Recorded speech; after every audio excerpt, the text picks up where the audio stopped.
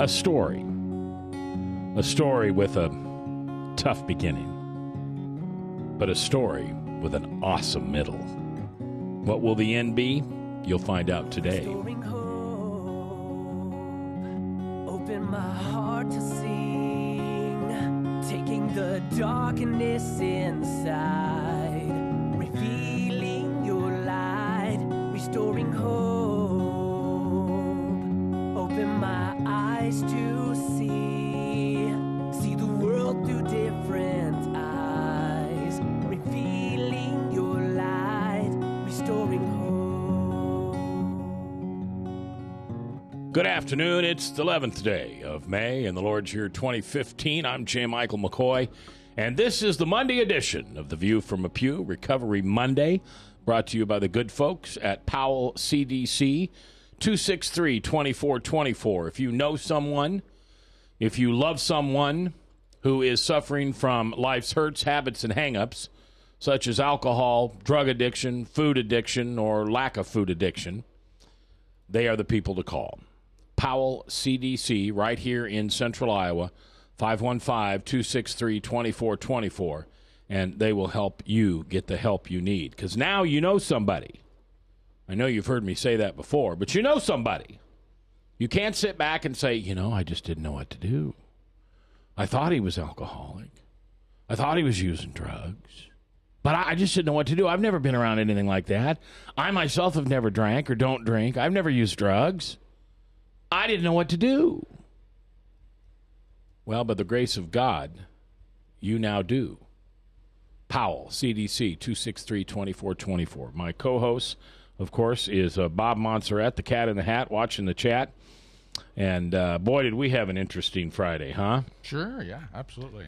For those of you that didn't catch Friday's show, missionary, which we're going to have on later this month, from Siberia, I think I can talk. No, I don't know if I can talk like him. Walked in, and Bob said, I've been on missionary trips. Where are you from? And he gave the town. What was the town? Well, I told him I went to Krasnoyarsk. Yeah, and he said, that's where I'm from. Yes. And then you told him that you came there with the Book of Life? Book of Life, right. Well, that's what brought me to Jesus. Yeah. When were you there? 1992. And it ends up that there's a very good chance that Bob Montserrat was part of the group that introduced this now Christian missionary to Jesus. And it was quite a reunion. And anyway, we didn't have enough time. So he is coming back, I think, next week. Yeah, he's coming back on Thursday the 21st, so we can talk about that. Does he live here now? No, he's just here visiting, right? Right, yeah. He's just, he works with Campus Crusade. Yeah, Campus Crusade. Right. Mm-hmm. So he's here working for them and trying to draw up some support, financial support and stuff. So, yeah. But he's just the nicest guy. And but anyway, I just can't imagine what I've told several people that story. And I just can't imagine how fulfilling that is for you to know that here's somebody you helped bring to Christ 20 years ago, and no, more than 20 years ago, 23 years ago. Yeah. And now you get a chance to meet him and know the fruits of your labor. Well, and there's so many people that, do and listen to the Lord and do whatever He wants them to do, and they never see the fruit. They never see the fruit. And so it's nice when you can actually see it. They're planting seeds, but you never know the seeds you're planting. If you don't see it, you just hope that it's you're doing the good thing. And it's another good reason that you should hang out with me and Lila on Mondays and Fridays. Is that another good reason? It's another good reason. Because you wouldn't have known that. You would never have seen the fruits of those labors if you were, just being Johnny Appleseed and driving your tractor around the horse farm. Yeah. Now that you're in retirement. Yeah, that's true. All right, Ms. Coco, Lila Stafford in the house. She is one of the substance abuse counselors at Powell CDC. We appreciate you joining us today, Lila. Thank you. And our special guest is truly somebody special. We met her a little over a year ago. Annie was about a year sober at the time. And were you alcohol and drugs or mainly just drugs? Mainly just drugs. Mainly just drugs. So we'd be more proper to say you're clean. Yes. All right. She was clean about a year at that time and was struck with breast cancer. Mm-hmm. Was that it? And wow, what a rally you and your friends put on. Yeah. I mean, I don't think I've ever seen a grassroots go so well. Right. You had T-shirts made up, and you had, I know at least one auction, maybe a couple different auctions to raise money for you and your kids. Yes. And you used social media very well to let people know what was going on. You were very transparent, which is always nice to see. And now here you are, a little over 2 years, clean and sober. And what a wonderful story you have to tell. Yes. And I appreciate you being here to tell it. I'm very honored to be here. Yeah. Annie was, here's how bold Annie was in her fight. And maybe this isn't a big deal, but I just think it's a huge deal. When she lost her hair, she took a picture of herself and put it on Facebook. Aww. And I mean, kudos to you. That's just very, transparent, very revealing. Yeah. And but I will tell you that the hair that you see on her head today is her hair. It's mine. It's yours. Luckily, mine. yeah. Didn't take very long to grow back. No, it didn't. I mean, really, your hair grows pretty quick. Yeah. Yeah. So But anyway, it helps that she has a beautiful face. Thank you. yes, she does. Yeah. And so we're gonna tell Annie's story today as we proceed. I do want to give you a couple of updates as far as stuff going on tomorrow with Tom Coates, former chief of staff for Governor Branstad. Many administrations ago. Doug Gross will come in and talk about politics. On Thursday, we're going to talk about missionaries and being a missionary, and one church's trek to turn Mormons into Christians. And for those of you out there that go, well, a Mormon is a Christian. Okay, if you want to say so. I understand that that's what you think. And it's okay that you think differently. There are those of us who understand that they miss a vital link in the picture of the Trinity and of Christ. Either way, we'll pray for them. But that's the show on Thursday. Then I may need you to come in and help me on Friday, Lila. I may need some of you to help restrain me. You got those straps and put me in the little. I'm praying about this, first of all. So if I change my mind by Friday, it won't be my mind that's been changed. It's the Lord's mind. Well, the Lord changed my mind.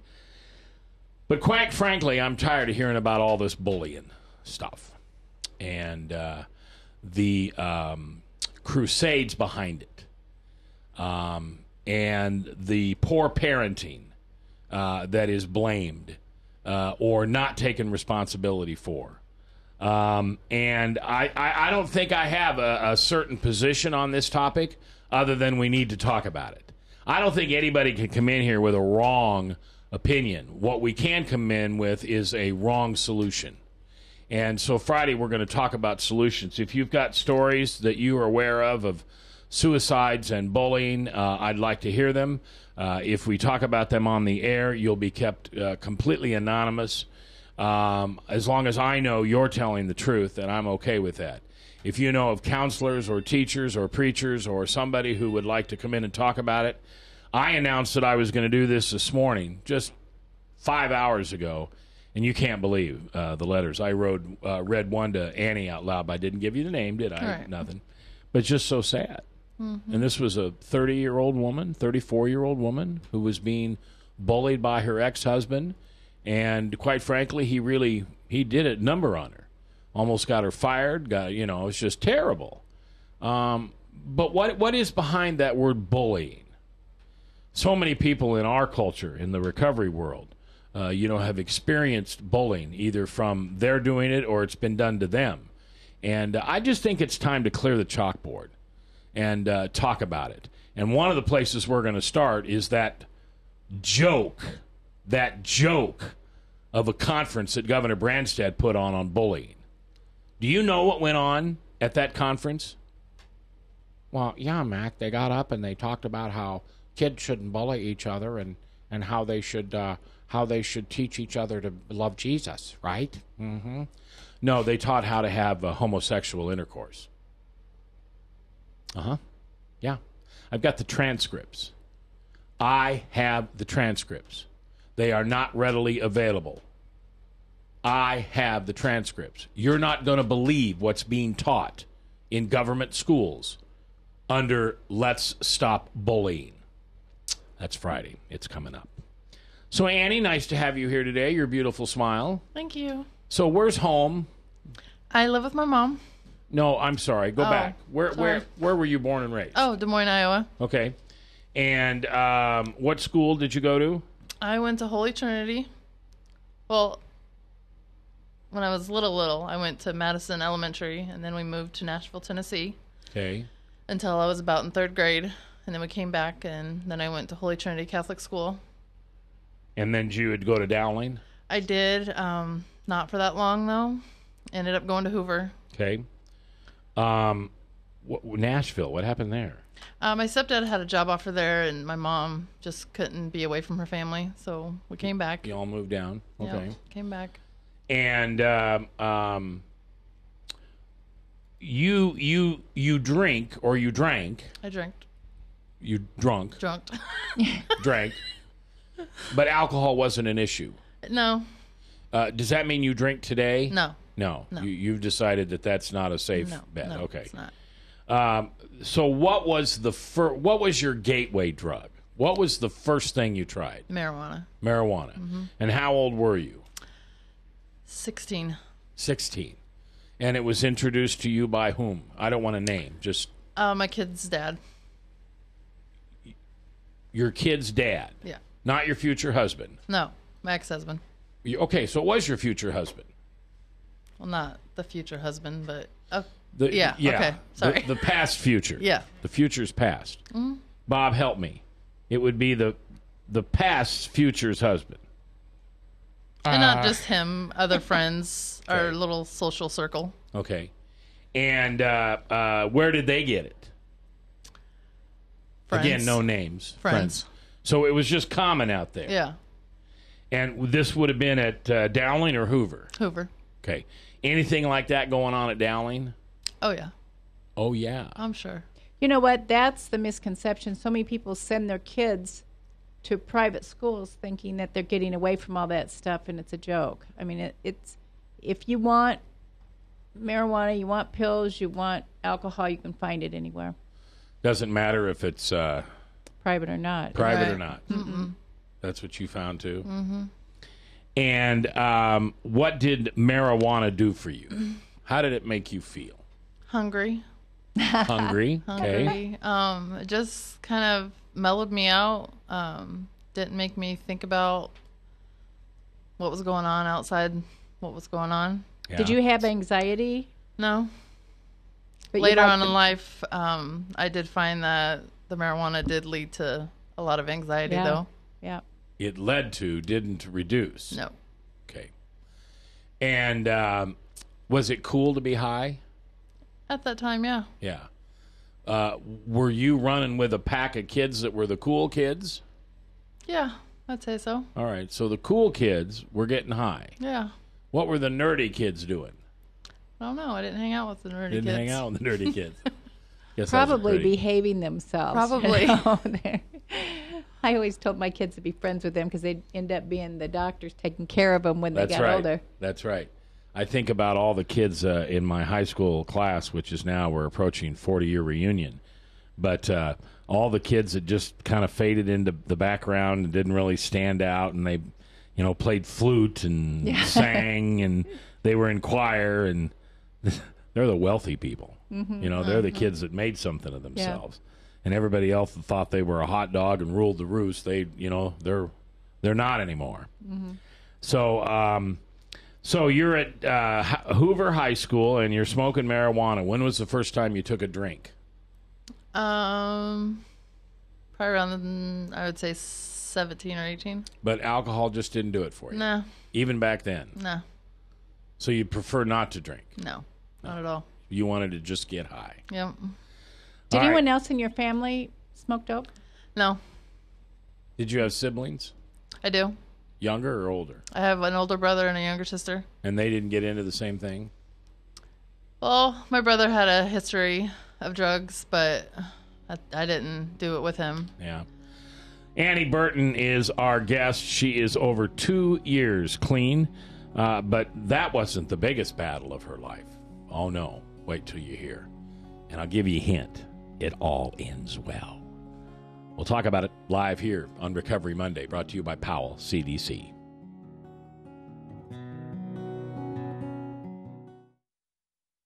A father who is headed toward another heart attack. A woman who struggles daily with diabetes and her memory. A boy whose headaches keep him out of school. A mother who one morning discovers a lump. A girl whose condition defies diagnosis. You come to us because you need answers, but you also need more. You need understanding of what you're going through. You need comfort. You need to be treated as an individual, not a condition. You need to be included in your own care. You are the point of everything we do. That's why we're changing to Unity Point Health. It's a model of care that will help us work better together, where the physician who knows you best takes the lead, coordinating your care through every step, from the hospital to specialists to rehabilitation to health services in the home and in the community, to making sure the treatments are effective. By working as a team, we surround you with care, helping you manage your health and your conditions, guiding you to making better choices and living a healthier life. The point of Unity is you. Unity Point Health. Hey, psst. Let me let you in on a little secret. You ready? Always try to do business with people, not places. Especially if you seek honest Christian business people. And when it comes to my car, I really need to trust who's working on it. Now, my family is so blessed. A few years ago, we found a family-owned automobile repair shop that operates as a Christian business also. Open, honest, reliable, trustworthy. It's AMCO on Hickman Road in front of Kmart. And it's a family-owned Christian operating business. This family treats your car as if it was their car. Everything from oil changes to transmission repair and everything in between. So the next time you feel the need to be at peace with your choice of who you can trust with your car, give AMCO on Hickman a chance to serve you. And tell them Max sent you. Credit cards are like grandkids. They love you, sometimes get out of control, and it's fun to get a new one. Who can stop them from piling on? Hi, I'm Tom Coates with Consumer Credit of Des Moines. At the end of the day, you can return the grandkids, but you're stuck paying off bad credit card debt. We'll help you put the fun back into using credit cards responsibly. Right, kids? Yeah! If you need help getting credit cards off your back, call Consumer Credit of Des Moines. From the RE/MAX Real Estate Concept Studios, this is Webcast One Live. Restoring hope, open my heart to sing, taking the darkness inside, revealing your light, restoring hope. 22 minutes after the hour on this 11th day of May in the Lord's year 2015. I'm J. Michael McCoy. Everybody, I hope, had a good Mother's Day yesterday. It was a full day at our church and a wonderful message from Pastor Mike, as well as I'm sure you had a wonderful message wherever you were.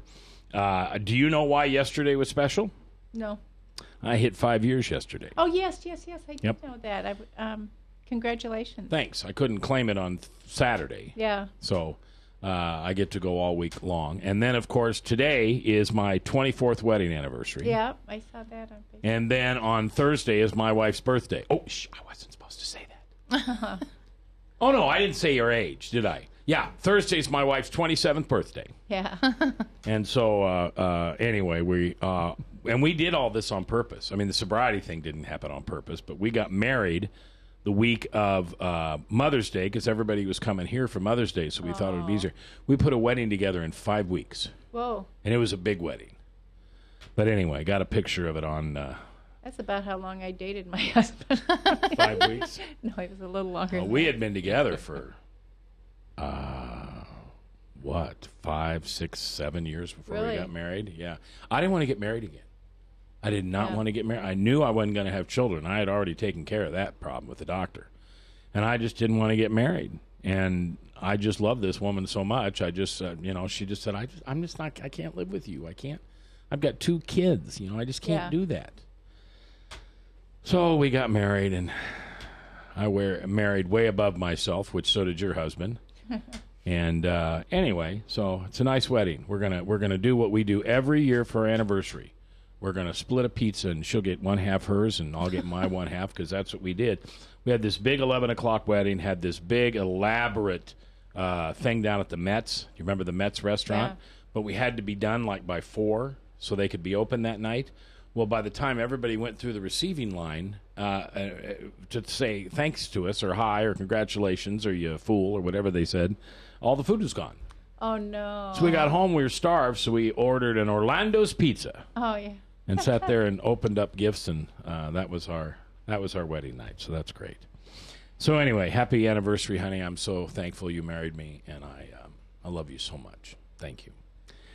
All right, Annie Burton is my special guest today. She's got a wonderful story, such a great story. 34 years old, a little over 2 years sober, and sober would be clean because it was mainly drugs. So when you got out of high school, what did you do? Well, I dropped out of high school. Okay, why? I was too high, too stoned, and couldn't function in school, and school just at the time wasn't for me. Okay. Later on in life, I ended up getting my GED. Good for you. Got that. Got a couple years of college under my belt. Didn't officially get my degree, but I do have some college in me. Plan on going back later on at some point and finishing my chemical dependency degree. Yeah, because that's kind of what you work in now. Yeah. Yeah. Isn't it funny how so many of us addicts turn around and end up working in it? Yeah. Mm-hmm. Is that because we understand it, or is it because we're afraid to get too far from it? Exactly. No, I think it's because we understand it and we want to help other people. Yeah. And so, but you got married at what age? I got married to my first husband when, let's see here, I want to say I was 25. Oh, so it was a while. We were together for 10 years. I might be wrong on the date. My son wasn't born yet, and he's 13, so 13 years ago. So you were together 10 years before you got married? Before we got married. Once we got married, we were separated within 9 months. Really? Mm-hmm. Why?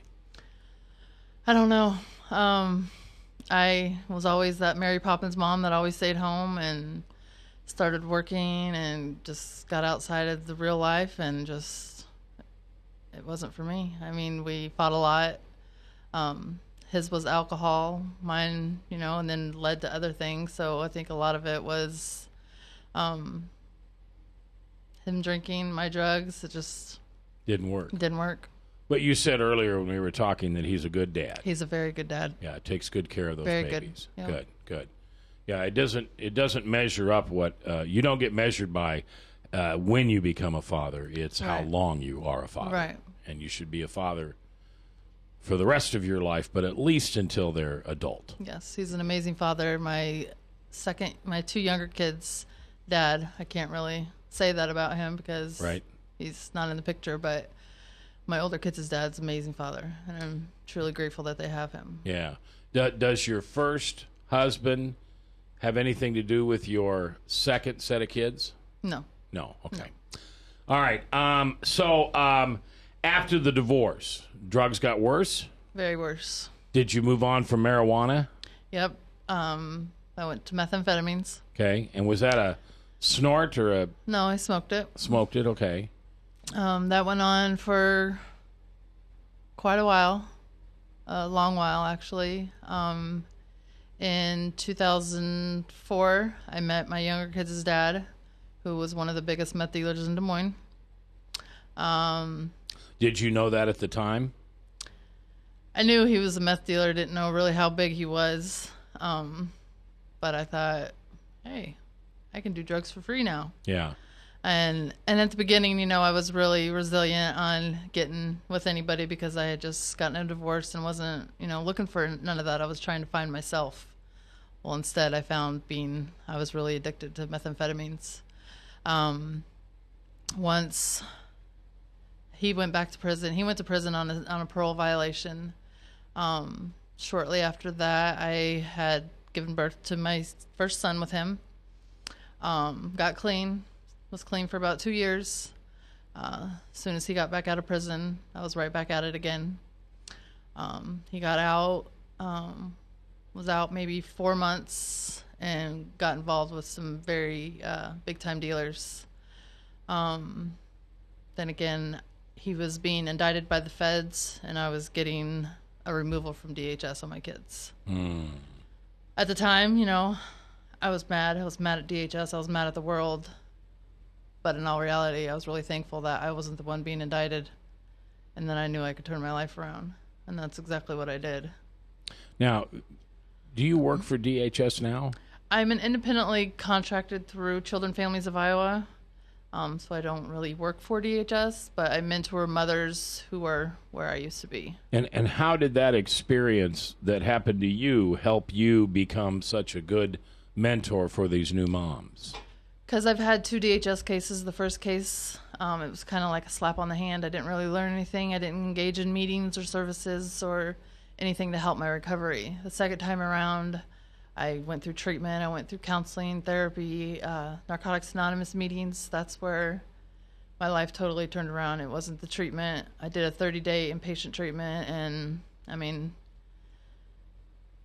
my DHS worker, when I told her I was going to Mecca, because I couldn't do it anymore. I was homeless, living on the streets, bouncing from house to house, living in chaos.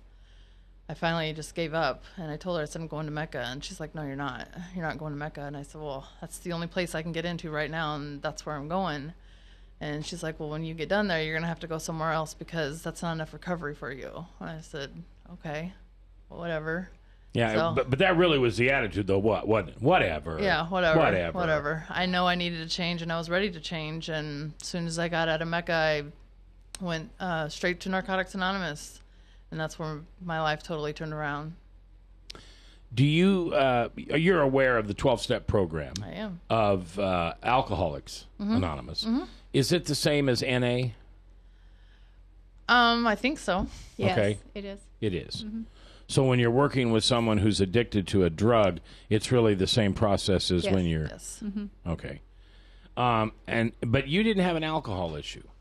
I drank here and there, but I wasn't, like, addicted. Like, she wasn't addicted at that time, but let me tell you, so many people get themselves in trouble by saying, I didn't have the problem with alcohol, so I know you said that you don't drink it, but a lot of people say that wasn't my problem, so I'll just drink it. Right. I'll just drink now, and they can get themselves into trouble. Right. Oh yeah. Absolutely. If you have an addictive mind, you can become addicted about anything. So, Bob, does that prove that alcoholism is more of a disease than drug use or drug addiction?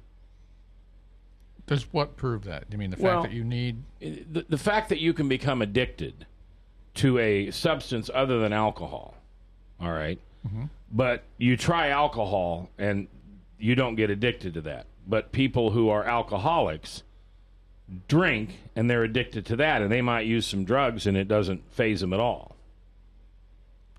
Well, I think there's also, you have to consider how you like to feel. Meaning that you're going to have different feelings depending on what drug is your choice. You may have a preference. I think you could be addicted to certain drugs, like we were talking to, but you may have a preference to which one you want or you favor. Yeah, when you smoked marijuana, what was the feeling you got? Lazy.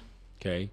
When you smoked meth, what was the feeling you got? I was super mom. I could do anything and everything I wanted to do. Stay up 24 hours, 48 hours. Mm-hmm. Now, when you're using meth, are you also smoking marijuana? Yeah. And you're drinking? Mm-hmm. Yeah. I mean, wow. But up, down. Yeah, that's an addict's mind, though. Right. But I would usually only smoke marijuana when I was getting ready to come down off the meth. Mm-hmm. Also, there was a system to it. Yeah, I had a system. Mm-hmm. Wow. You're going, Because that's what they all do. Mm-hmm. So they're higher than heck on meth. And then you can, after a few days of that constantly, then it's like your body needs to come down, and you know it. And so then you smoke the pot to bring yourself down, to calm down. And then you can be down for a while. And it's like, okay, now I got to get all this work done that I've missed, because you're just laying around. And then you take the meth to get going again, and Supermom, and you can do it all. So. Yeah. Did you ever see the movie Flight? Yeah. With Denzel Washington? Yeah. You see what he was doing? Yeah. Mm-hmm. Yeah, he'd buzz high, and then take it to come down, and then he'd do a little more to be able to go to work. And right, to level off. Right, exactly. I used to, years ago on the radio, I used to say, I just want to try meth. Because I never tried meth. I did marijuana, I did speed, I did cocaine, I did LSD, and I drank tons of alcohol. But I never did meth. And I used to say, I just don't think I could get addicted to meth, because I can't get addicted to something that makes me go faster. My good listeners, God bless them, because I was serious. I wasn't just saying this. I was serious. I was thinking of those controlled, like when the State Patrol come on and you have one drink and two, and then they measure it on the radio. I'm very telling you, I thought, well, I can't get addicted to meth, and I had such good listeners, and they would call and they would beg me, don't. You do it once and you're dead meat. Just once and you're I hear addicted. that from about everybody. One time. Because I've thought the same thing. It'd be like, it'd be nice to have just a little bit of that just to get some stuff done. But, speed used to do that, and you can only do so much of that, too. All right, my special guest today is a lovely Annie Burton. She is 34 years young. She is a little over 2 years clean and sober, but clean is the issue. But that's not the bottom. You would think two marriages, 4 kids, husband goes to prison. You would think all of that would be the low point in her life. Well, you haven't heard anything yet. Wait till you hear the struggles she went through, and I can tell you she came out really great. But we won't talk about that yet. We'll talk about that when we come back live here on Restoring Hope Live and Recovery Monday.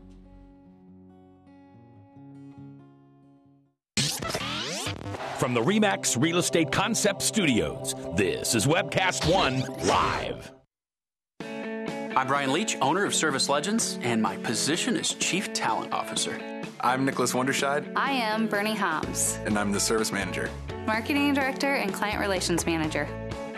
Everything that we do is about ensuring that we exceed your expectations. Our clients are important to us. 100% satisfaction. We're not just focused on heating and cooling. That's the easiest part of our job, actually, is fixing furnaces and air conditioners. Everyone that we come in touch with, we want to improve lives. Bottom line is, we've got our installation guarantees, 25% energy savings guarantee, comfort guarantee, temperature selection guarantee, property protection guarantee. 100% satisfaction guaranteed. Fixed rate or it's free. All of those guarantees are backed up with a 100% money-back guarantee to hold ourselves accountable to making sure that you get what you're after. Just fixing the problem today. If they have another problem 5 days down the road, it's still fixed rate or it's free. We use what's called straightforward pricing. Our technicians are going to give you an exact to-the-penny price on what it's going to take before they move forward with any repair.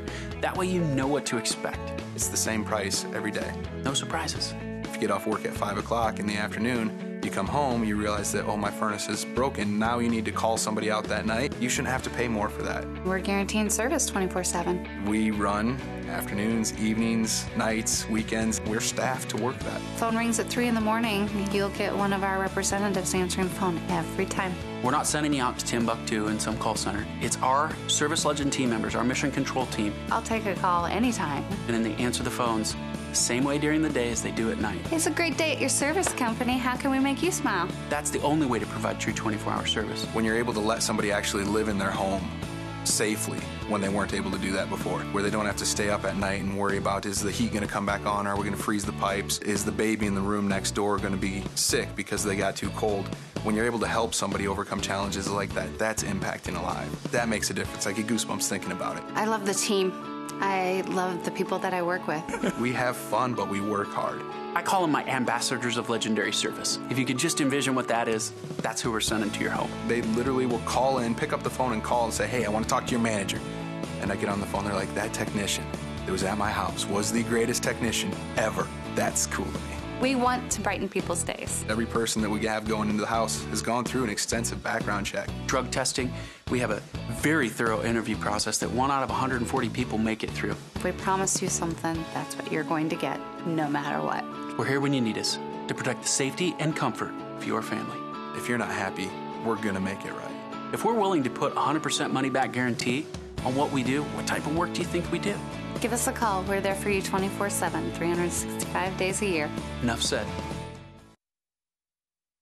Restoring hope, open my heart to sing, taking the darkness inside, revealing your light, restoring hope. 11th day of May in the Lord's year 2015. We date it because it's a sobriety birthday. Not a sobriety from alcohol, but in Annie's case, a sobriety from drugs. She is a little over 2 years clean, and at such a young age, 34 years young. 4 kids, and the husband, or the father of the second 2, is in prison. And you're hoping to have that divorce final before he gets out of prison. Now, what about his participation with your kids? As long as he gets out and does right, but first he needs to get out and focus on himself and some recovery. He thinks that since he's been in prison for so long that he's got recovery, and he doesn't. No. So I told him, once he gets out and finds some recovery and does well, then, be there for your kids. But first you got to focus on yourself, because that's where I lacked in my life. Is I did it for my kids in the beginning. It didn't work. I relapsed. And the second time I had to do it for myself. Yeah. All right. So you're about a year into clean and sober, mainly clean, and you get hit with the worst news possible. I did. Not that you're pregnant. No. Not that you're high on drugs. No. Not that something happened to your kids. No. The big C. The big C. In October of 2013, shortly after I had gotten out of treatment, it's actually 6 months after I got out of treatment, I had just been reunified with my kids. I was diagnosed with stage 4 breast cancer. And I thought... Now, stage 4, that's the worst, right? That's the down to the barrel worst. What were the symptoms you were having that caused you to go to the doctor and get checked? I had a lump. I felt the lump when I was in treatment. At that point, it was just maybe the size of a nickel. I had went to Planned Parenthood. They had told me, no, don't worry about it. It's just a cyst. And I said, okay. At that point, I had 30 days clean, so I believed her. Went back to treatment, got out, and it could feel it was starting to get bigger. So I went back to Planned Parenthood, and she said, no, honey, you're too young. Don't worry about it. It's just a cyst that comes and goes. If it starts getting rapidly bigger, then come back. And I said, well, it does run in my family. Breast cancer does. I really think I need a mammogram. She said, honey, I can tell by feeling it. Nothing to worry about. I said, okay. So a few months went by. I started working, got some insurance through my work, and went to a real doctor. And they did an emergency biopsy. And at that point, that's when they diagnosed me at stage 4. Whoa. What's the difference in the stages? I was at stage 4 because the cancer had spread to my lymph nodes. Okay. Now, and if you don't want to get into this, you don't have to. What do you feel about Planned Parenthood? I want to sue them. I had even went back there to get a release form from them, and they weren't going to release any of my documents to my regular doctor that I was seeing there. And I had a little episode, a little yelling going on. And I explained to them, and I said, here, if it wasn't for you guys, I wouldn't be going through chemo and radiation and everything that I'm going through now. If you guys would have addressed my situation in the very beginning, it probably would have been as simple as a lumpectomy. She's like, oh, I'm so sorry, and handed me my paper right then and there. My doctors told me that I had a good case of fighting it, going to court and suing them. But at that point, I was going through chemo. I was just exhausted. I had no energy for anything. I did talk to a friend of an attorney about a month ago, and they said you can do it for like up to 2 or 3 years. You still can file a case. So I'm still thinking about it. Well, how did you take care of your kids and go through all this? Because you said you'd just gotten them back. Yeah, I was living with my mom. Okay. And I'm still there. Help. So, I mean, she's helped me through everything that I've been through with my addiction, losing my kids, and with my cancer. And well, she's my right-hand girl. She's been by my side through everything. Yeah. Well, Before we go down the story any further, I just want to tell you that I hope you take Planned Parenthood on. And I can give you 100 reasons why. Obviously, the most important one is I'm very pro-life. Actually, I'm pro-choice. I think people ought to choose not to have sex until they're ready to have a baby. Right. But, the thing that irritates me about that is they tell us that they're really there for women's health. Exactly. Well, no, we're not an abortion clinic. We're not. Am I going down a wrong road for Powell? Maybe I should shut up. You and I'll talk about that off. But anyway. All right. I was getting that stinky look from Lila, that stink eye. Whenever I get too Jesus-y or over, I get that stink eye. So I know how Jim feels. I bet I know how Jim feels. All right. So, man, I mean, you really been up against it. I have. A lot. I really have. When I found out, I thought, I was just devastated. If it wasn't the addiction that killed me, it was definitely going to be this cancer. How old were you? 33. 33. My grandma died from it, so I thought for sure it was going to be the death of me. Stage 4, not a lot of people make it past, Stage 4. Yeah. Well, I know that a good friend of yours, Dave P., came, rallied around. He did. And he and some other good people put on a fundraising thing for you. Yep. And got some not only money raised, but morale raised. Yeah, absolutely. Yeah. And tell me what the cancer treatments were like. I did 11 rounds of chemo, which was very hard. Is that something they put into your veins, or do you swallow? IV. It's an IV. And if I understand that, it's putting a poison in your body to kill the cancer. Absolutely. How does the rest of the body react? Very weak. Couldn't go up and down stairs. I was pretty much bedbound for the first 8 months of my treatment. The first couple days were okay, but then once after that second day, I was down for the count. How often did you have that? Every 2 weeks. It started out every 2 weeks, and then because it was aggressive, so they had to treat me with an aggressive treatment. So the doses that they gave me was the strongest dose that they give anybody. Whoa. Yeah. So, did you ever see the movie Dying Young with Julia Roberts? Yes. Is that the way you felt like he did? I can't remember the movie exactly. Well, but he was a rich kid, and he didn't like his dad's influence. And so he hired her to be his nursemaid. And the thing that I remember is having the chemo and then running to get home so he could hug the porcelain god. Yeah. And then he just had no energy, nothing. Exactly. Yeah. How did your kids lift you up during this time? It was really hard, especially my older kids. It was really hard to tell them because they were affected the most on our separation. When the kids were removed from DHS, and I lost my relationship with my oldest daughter. Like, she wanted nothing to do with me. So when I found out, I called her dad and I said, I can't tell them. I just can't do it. And he says, well, we can do it together. And I said, okay. So I went over there and we all sat down, and she comes walking in and she's like, what are you doing here? Something's going on. Because she's living there, right? She's living there. Okay. She's like, something's not right. Why are you in my dad's house? It's not a normal picture. And I said, sit down. I want to talk to you. And I was crying. And so I told him, and she was like, okay, are we done yet? And I was like, all right. I ended up leaving, and my son, I think he was just in shock. He didn't really know what to think. But then shortly after that, their dad had told me that Mariah was affected, and she just didn't know how to show her emotions at that time. Our relationship's not 100% like it used to be, but it's a lot better than it used to be. And I almost wonder, if it wasn't for the cancer, if our relationship would ever have been patched. It's hard not, talking to her every single day, not seeing her every single day, not enjoying the things that I see. Like, I find stuff out on Facebook, and it's hard not to be as close as we used to be.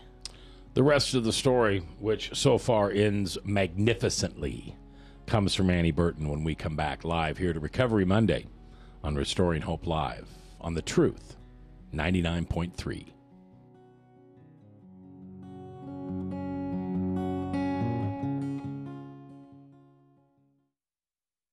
A father who is headed toward another heart attack.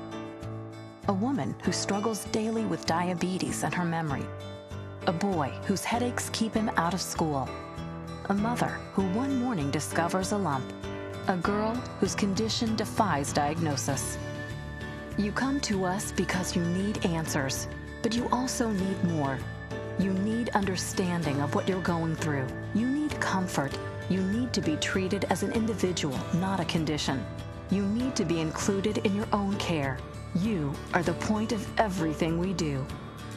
That's why we're changing to Unity Point Health. It's a model of care that will help us work better together, where the physician who knows you best takes the lead, coordinating your care through every step, from the hospital to specialists to rehabilitation to health services in the home and in the community, to making sure the treatments are effective. By working as a team, we surround you with care, helping you manage your health and your conditions, guiding you to making better choices and living a healthier life. The point of Unity is you. Unity Point Health. Credit cards are like grandkids. They love you, sometimes get out of control, and it's fun to get a new one. Who can stop them from piling on? Hi, I'm Tom Coates with Consumer Credit of Des Moines. At the end of the day, you can give these grandkids back, but you're stuck paying off bad credit card debt. We can help you put the fun back into using credit cards responsibly. Right, kids? Yeah! If you need help getting credit cards off your back, call Consumer Credit of Des Moines. From the RE/MAX Real Estate Concept Studios, this is Webcast One Live. Restoring hope, open my heart to sing, taking the darkness inside, revealing your light, restoring hope. 10 minutes for the top Salem Radio Network news at the top of the hour, and then the Steve Day Show live here in the afternoon. What? What'd you say? I've been gone for a week? What happened? Pastor Michael Mudloff is now in what we call the Paul Harvey position. That's high noon here on KTIA. And then at 1 o'clock, it's Dr. Michael Brown. 2 o'clock, it's yours truly. And then at 3 to 5, it's the Steve Day Show, live for the first time back in this market in several years. And we welcome Steve. We don't always agree with Steve. We don't always agree with his methods. We certainly don't sometimes agree with his madness. But I always love his passion for the Lord. He is incredible.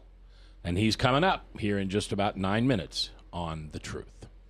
Annie Burton is my guest, a little over 2 years clean. A little over 1 year cancer-free. Mm-hmm. So you said you had how many chemo? I had 11 rounds of chemo and 28 rounds of radiation. What's the difference?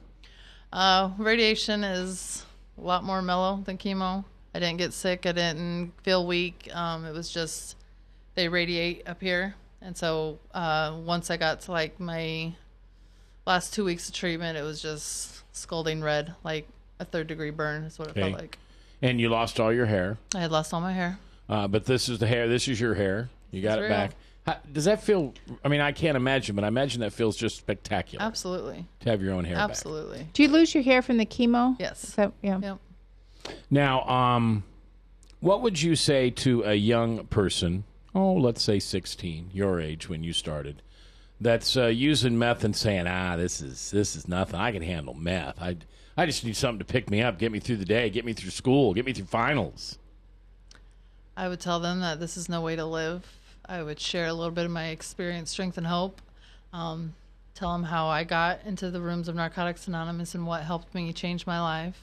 And maybe a little bit of war stories that I went through using meth. And then no matter what they're going through in life, they don't have to use to cover up what's going on. Share one of the war stories. that you're comfortable sharing? I'm trying to think. Just battling the disease of wanting to use meth. I mean, every day was a battle for me, finding ways of how I was going to use, because I didn't work.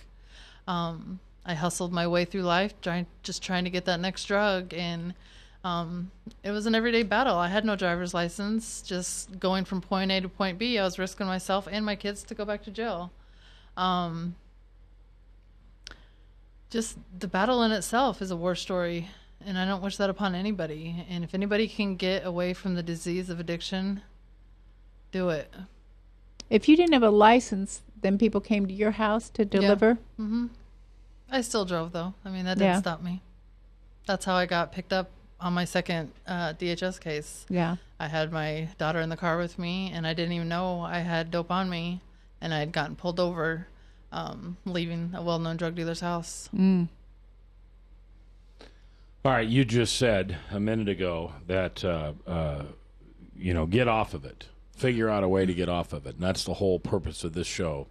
263-2424, that's a local number, 515. That's the number you'd call if you wanted to call Powell CDC and get together with somebody down there. Lila, Bob, me, other people who've been on this program. Give somebody a call. If we haven't given you enough reason to call yet, we'll keep doing it every Monday.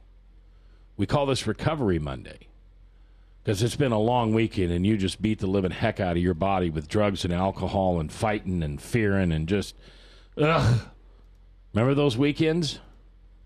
Well, if you never had them, you're blessed. If you did have them, you're blessed because you've got the war stories to pass on to help somebody else.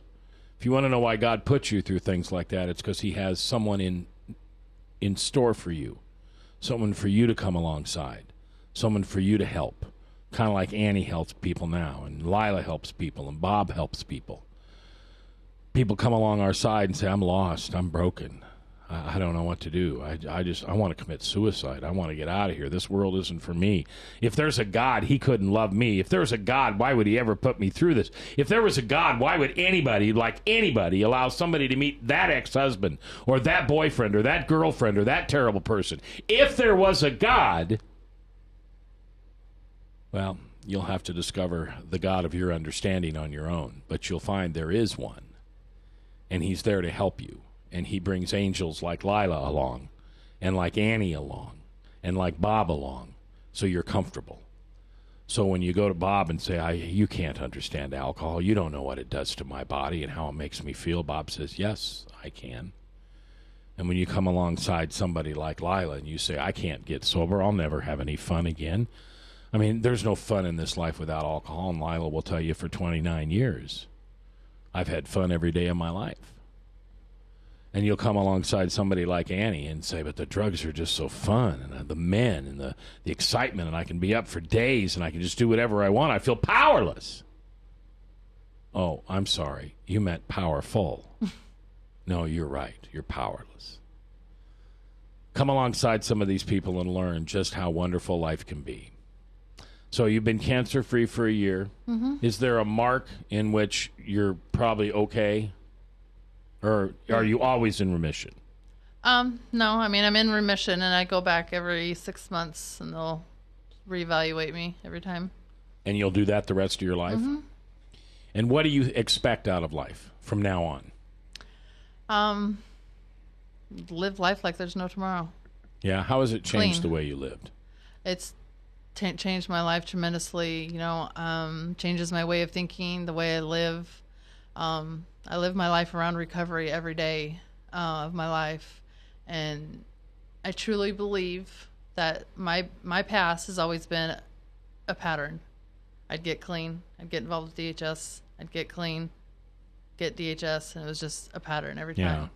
And I truly believe that God put that cancer in my body to change me. Wow. And knew that I could beat it. Because God only gives us what we can't handle. And so beating drugs is easy compared to beating cancer. Exactly. And you whooped cancer's butt. Exactly. All right, Annie, I love you. I love you too. Thanks for being here. Thanks for having me. You bet. You're welcome anytime. All right. I want to see you back here on number 3. Okay. Okay, what is it, January? January 7th. Okay, I want to see you back here then. Ryan, thanks for producing. Bob Montserrat, the Cat in the Hat. Hope to see you soon. Lila, thank you for being here. Mm-hmm. Thanks for the stink eye. And for those of you at home, you do know somebody who can help. That can't be your excuse anymore. You've heard these stories. You've heard them for years now on this program. You know that you can beat life's hurts, habits, and hang-ups. So get off your butt and call somebody and let us help you. And maybe it's not you. Maybe it's a spouse. Maybe it's a kid. Maybe it's a grandson. Maybe it's your pastor. Somebody in choir. I don't know who it is, but you do. You do. And God knows you do. And maybe it's time to help. Until I see you tomorrow, think of that one person you can't forgive because they hurt you just so mighty much. Think of them. Give them to God and forgive them as you will be forgiven. I'll see you in church.